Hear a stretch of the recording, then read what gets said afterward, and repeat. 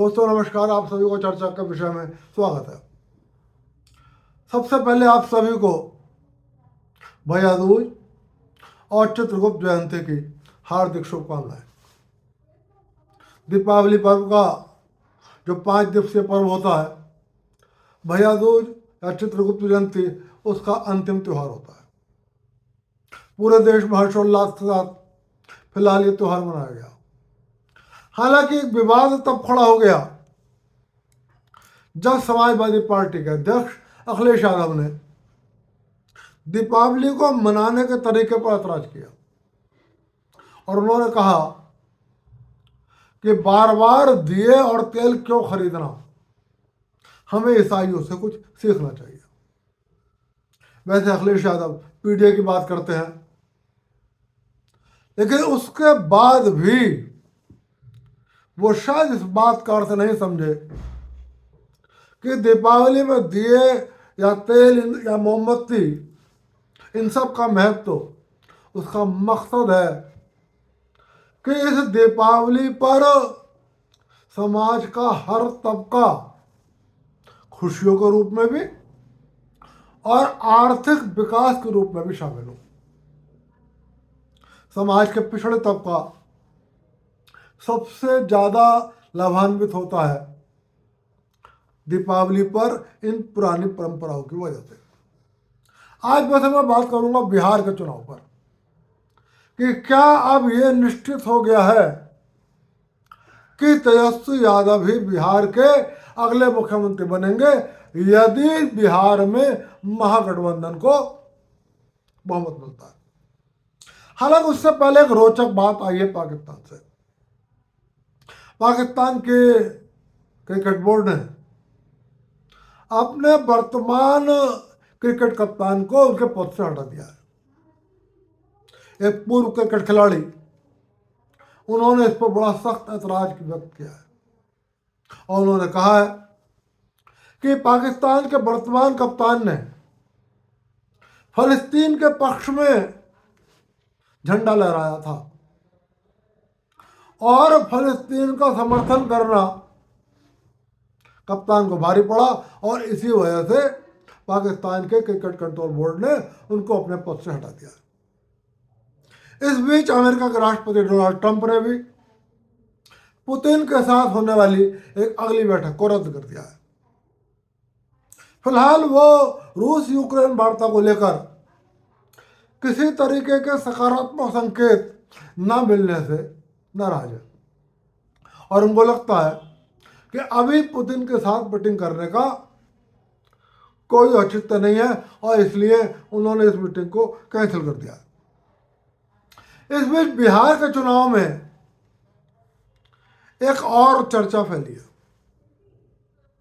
आप लोग जानते होंगे माउंटेन मैन, जिनका नाम दशरथ मांझी था और जिन्हें हम माउंटेन मैन के नाम से कहते थे।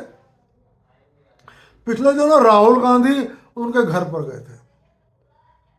ये बात और है कि जब राहुल गांधी उनके घर पर उनसे मिलने गए तो उससे पहले राहुल गांधी ने उनके घर के पास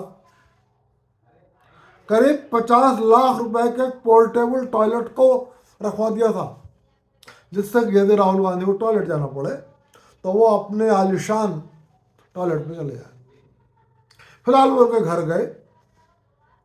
अब जब बिहार का चुनाव चल रहा है तो दशरथ मांझी के पुत्र भागीरथ मांझी दिल्ली आए और वो राहुल गांधी से मिलना चाहते थे, लेकिन वो कई दिन दिल्ली में रुके रहे, लेकिन राहुल गांधी ने उनको मिलने का अवसर नहीं दिया और भागीरथ मांझी बहुत नाराज हो गए। सच ये है कि मात्र अपनी टीआरपी रेटिंग के लिए राहुल गांधी दशरथ मांझी के घर गए थे, बाकी उनका ऐसे लोगों से कोई संबंध नहीं होता है। भागीरथ मांझी का कहना है कि राहुल गांधी ने मुझे चुनाव में टिकट का वादा करा था, टिकट की तो बात छोड़ दो, उन्होंने मुझसे मिलना भी उचित नहीं समझा। इधर बिहार में चुनाव पूरी तरीके से अब शुरू हो गया है। एनडीए में सीटों का ऐलान हो गया, प्रत्याशियों की घोषणा हो गई है। महागठबंधन में लगातार खींचतान जारी थी। ना तो महागठबंधन सीटों की भविष्य घोषणा कर पा रहा था और ना ये घोषणा कर पा रहा था कि यदि महागठबंधन को बहुमत मिल गया तो बिहार का अगला मुख्यमंत्री कौन होगा। तेजस्वी यादव साफ साफ ये चाहते थे कि यदि बिहार में महागठबंधन की सरकार बने तो तेजस्वी यादव ही बिहार के मुख्यमंत्री बने। उनके पिता लालू यादव भी यही चाहते हैं। कांग्रेस फिलहाल राहुल तेजस्वी यादव और लालू यादव के साथ मिलकर चुनाव लड़ रही है, लेकिन सीटों पर फ्रेंडली फाइट हो रही है और सीटों पर घोषणा हो जाने के बावजूद भी कई ऐसी सीटें हैं जहां राजद चुनाव लड़ रहा है, वहां कांग्रेस ने अपने उम्मीदवार को निर्दलीय रूप से उतार दिया है। तो कहीं कांग्रेस का जहां उम्मीदवार है वहां तेजस्वी यादव ने अपने लोगों को निर्दलीय रूप से उतार दिया है। उधर तेजस्वी यादव और लालू यादव को तमाम दबाव के बावजूद राहुल गांधी ने एक बार भी ये नहीं कहा कि यदि महागठबंधन बिहार में बहुमत में आ जाता है तो तेजस्वी यादव बिहार के मुख्यमंत्री होंगे। इस कारण से तेजस्वी यादव के मन में संशय था, लालू यादव के मन में भी संशय था और वो कांग्रेस पार्टी को लेकर फूंक फूंक कर कदम रख रहे थे। धोखा देने का कांग्रेस पार्टी का पुराना इतिहास है। कांग्रेस पार्टी ने चौधरी चरण सिंह को भी धोखा दिया था। कांग्रेस पार्टी ने चंद्रशेखर जी को भी धोखा दिया था। बहुत सारे लोगों को धोखा दिया, चाहे कांग्रेस के नेता राजीव गांधी रहे हो, चाहे सोनिया गांधी रही हो। धोखा देना कांग्रेस का इतिहास है और इसीलिए तेजस्वी यादव और लालू यादव डरे हुए थे कि यदि बहुमत मिल गया तो कहीं कांग्रेस कोई और चारा ना फेंक दे। इसी कारण से तेजस्वी यादव पिछले काफी दिन से कांग्रेस पार्टी से नाराज चल रहे थे। जब तेजस्वी दिल्ली आए तो लालू तेजस्वी से नहीं मिले। अब बिहार कांग्रेस का नेता पटना में तेजस्वी से मिलने गए तो तेजस्वी ने उनसे मिलने से इनकार कर दिया। यहां तक कि उनके फोन कॉल भी रिसीव करने से इनकार कर दिया, फोन कॉल पे ही बात नहीं करी। इससे बिहार में महागठबंधन को उनके समर्थक पत्रकार, आपको पता है कि कांग्रेस के पास चाटुकार पत्रकारों की एक लंबी फौज है, उसमें से काफी लोग बिहार में भी हैं और जो लंबे समय से बिहार में जंगल राज वापस लाओ कैंपेन चला रहे थे। तेजस्वी को जिताओ, लालू को जिताओ और जंगल राज वापस लाओ। पिछले कई दिन से वो भी ये लिख रहे थे कि एनडीए ने बढ़त ले ली है और महागठबंधन बहुत पीछे रह गया है। कांग्रेस शायद धोखा देना चाहती है और वो तेजस्वी को मुख्यमंत्री नहीं बनाना चाहते और अब इस लड़ाई में महागठबंधन पीछे हो गया। कांग्रेस की मंशा क्या थी ये तो कांग्रेस जाने, लेकिन तमाम तरीके के दबाव के बावजूद राहुल गांधी ने अपने मुंह से यह नहीं कहा कि यदि महागठबंधन को बहुमत मिल गया तो तेजस्वी यादव मुख्यमंत्री होंगे। अब जब लालू यादव ने कांग्रेस वाली सीटों पर भी अपने लोगों से कहा चुनाव लड़ो और तुम्हें बैकडोर से राष्ट्रीय जनता दल का समर्थन मिलेगा, तब कांग्रेस के उन प्रत्याशियों ने कांग्रेस के हाईकमान को समझा दिया कि हालांकि बिहार में महागठबंधन की जीत होने नहीं जा रही है, लेकिन हम जो 2-4 सीटें जीत सकते थे लालू यादव के सहयोग के कारण, यदि कांग्रेस लालू यादव से के बीच में बनी रहती है तो कांग्रेस का बिहार में खाता भी नहीं खुलेगा और कांग्रेस कोई भी सीट जीतने में विफल हो जाएगी। जैसे ही कांग्रेस के बिहार नेताओं ने और जिनको कांग्रेस ने टिकट दिया उन्होंने ये कहा, कांग्रेस हाईकमान के हाथ पांव फूल गए। हालांकि कांग्रेस का बहुत बड़ा वजूद नहीं है बिहार में, लेकिन फिर भी कांग्रेस पार्टी के नेता बिहार में टिकट बेचने से बाज नहीं आए। हिंदुस्तान में टिकट बेचने की परंपरा सबसे पहले कांग्रेस पार्टी में शुरू हुई। और आपको याद होगा पिछले दिनों की घटना कि बिहार के कुछ लोगों को टिकट कंफर्म हो गए थे और बिहार से में जो पर्यवेक्षक भेजा जा रहा था उनको ये कह के भेजा गया कि इनको तो टिकट देना ही है। उन्होंने कुछ और लोगों को फोन करके कहा कि यदि आपका थैला बड़ा होगा तो ये चुनाव चिन्ह बदला भी जा सकता है, मतलब किसी और व्यक्ति को दिया जा सकता है। ये खबर उसको भी मिल गई जो पहले थैला दे चुका था और नतीजा ये हुआ कि पटना एयरपोर्ट पर भी कांग्रेस के कार्यकर्ताओं में मारपीट हो गई और स्थिति यह हो गई कि दिल्ली से जो पर्यवेक्षक पटना गए उनकी भी हाथ सफाई कर दी कांग्रेस पार्टी के कार्यकर्ताओं ने।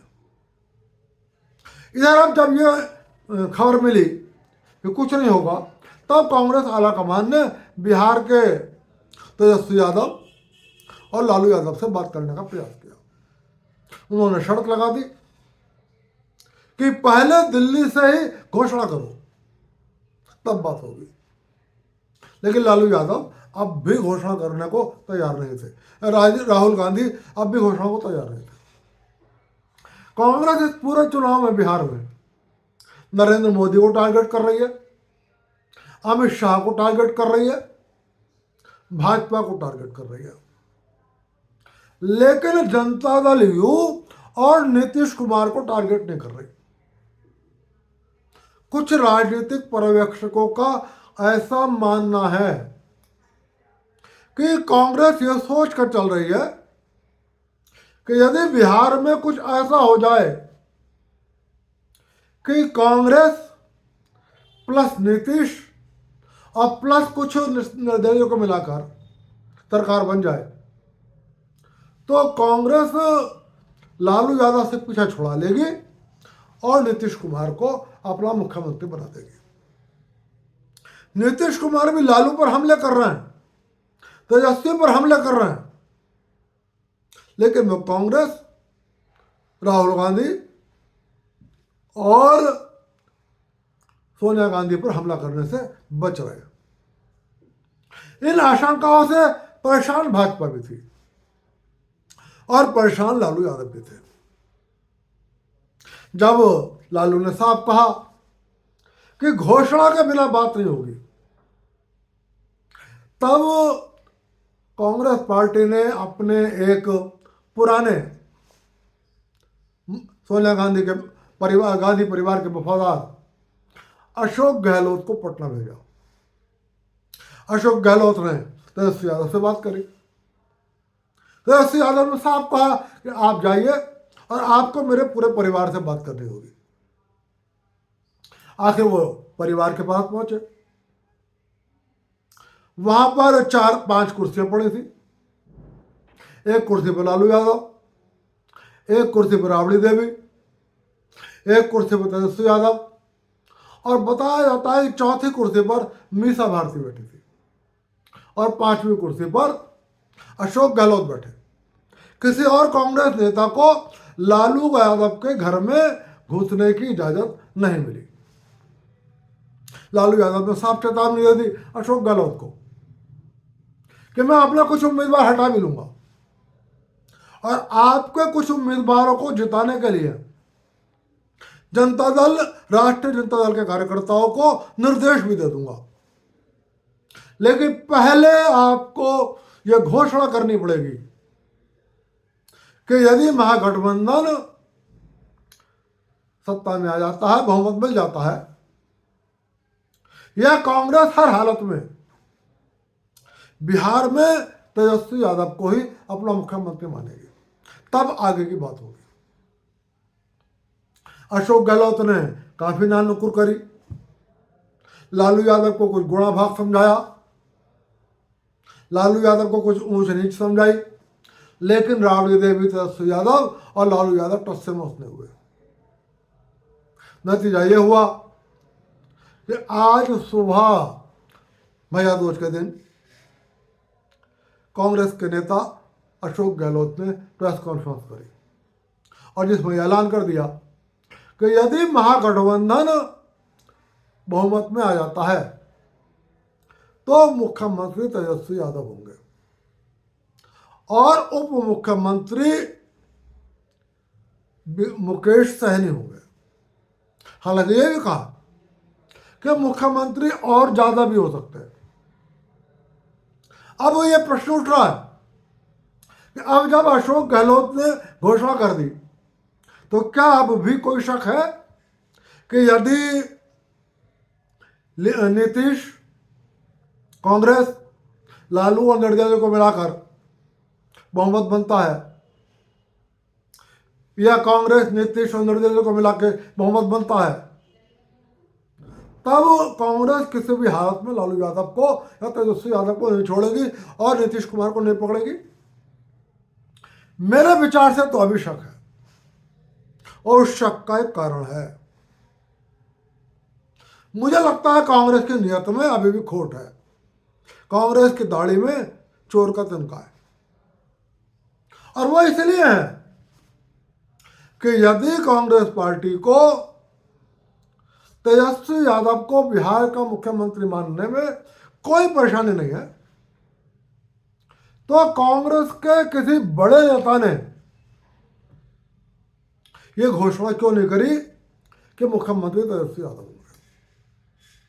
माना मैंने कि अशोक गहलोत राजस्थान के मुख्यमंत्री हैं, लेकिन अब वो सोनिया गांधी परिवार के उतने नजदीक नहीं है और कांग्रेस के उतने प्रभावशाली नहीं है।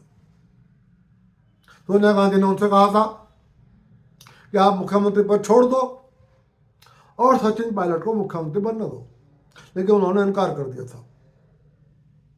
उसके बाद अशोक गहलोत दिल्ली आए, वो सोनिया गांधी से बात करना चाहते थे। सोनिया गांधी ने उन्हें मिलने का समय नहीं दिया। उन्होंने राहुल गांधी से समय मांगा, राहुल गांधी ने समय नहीं दिया। उन्होंने प्रियंका वाड्रा से समय मांगा, प्रियंका वाड्रा ने समय नहीं दिया। वो कई दिन दिल्ली में पड़े रहे, लेकिन प्रियंका वाड्रा, राहुल गांधी और सोनिया गांधी ने उनको मिलने का समय नहीं दिया।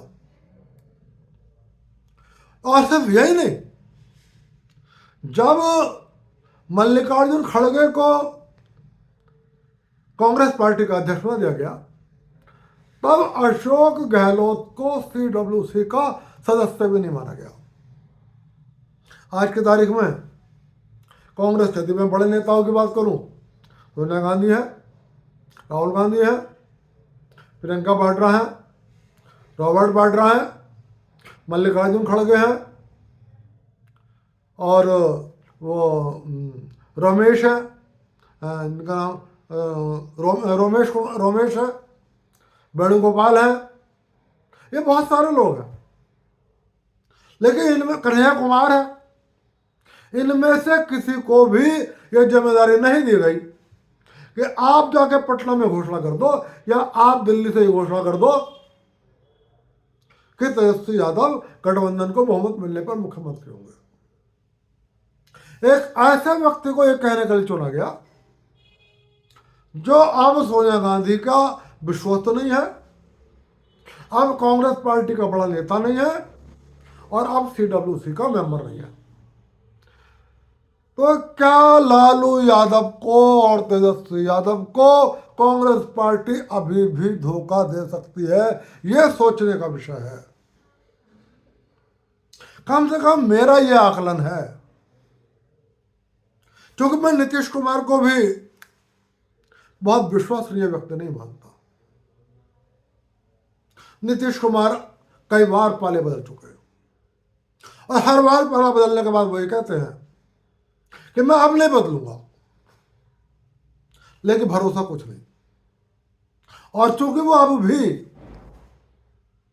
राहुल गांधी, कांग्रेस, प्रियंका वाड्रा, सोनिया गांधी पर हमले नहीं कर रहे, तो क्या ये संभावनाएं अभी भी हैं कि कांग्रेस पार्टी तेजस्वी यादव को धोखा दे सकती है, कांग्रेस पार्टी लालू यादव को धोखा दे सकती है? और बिहार में यदि हो सका तो कांग्रेस नीतीश कुमार को भाजपा से अलग करके समर्थन देकर नीतीश कुमार को मुख्यमंत्री बनवा सकती है। फिलहाल ये सब अभी चर्चाएं हैं, सच्चाई क्या हो, वास्तविकता क्या होगी, ये 14 नवंबर को पता लगेगा, जब बिहार की जनता ने क्या जनादेश दिया है ये सबके सामने आएगा। लेकिन कम से कम मेरा ये आकलन है, अभी भी आशंकाएं हैं। यदि आशंकाएं नहीं होती तो सोनिया गांधी, प्रियंका वाड्रा, रॉबर्ट वाड्रा, राहुल गांधी, मल्लिकार्जुन खड़गे, रमेश कुमार, कन्हैया कुमार, इनमें से कोई वादा कर सकता था, लेकिन इनमें से किसी से वादा ना करा, ना इसमें से किसी ने किया और ना इनसे करवाया गया। इसका मतलब है कांग्रेस की दाढ़ी में अभी चोर का तिनका है, उसके मन में खोट है और वो लालू यादव, तेजस्वी यादव को धोखा दे सकती है।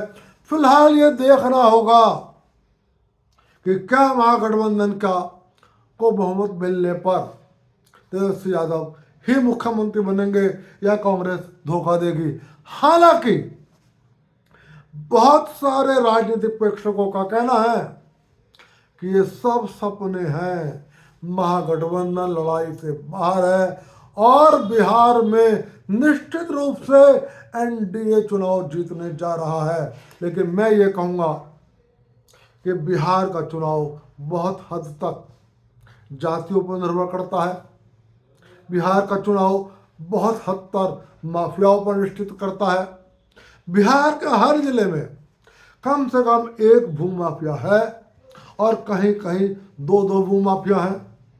हालांकि लालू यादव कहा करते थे, भूरा बाल साफ करो, यानी कि भूमिहारों को, राजपूतों को, वैश्यों को और लालाओं का सफाया कर दो। लेकिन उसके बाद भी लालू यादव की पार्टी के टिकट पर जनता दल यू के एक प्रोमिनेंट उम्मीदवार अनंत कुमार सिंह के खिलाफ एक भूमिहार ही उस लालू यादव पर टिकट पर चुनाव लड़ रहा है, जो लालू यादव कहते हैं इन भूमिहारों को साफ कर दो। तो कुछ भी हो सकता है बिहार में, क्योंकि बिहार में इन माफियाओं की और इन सब की बहुत चलती है। देखते हैं किसको बहुमत मिलता है। अभी कई बार चर्चाएं होंगी बिहार में। आज चर्चा के विषय में चर्चा यहीं तक, फिर मिलूंगा और फिर किसी विषय पर चर्चा करूंगा।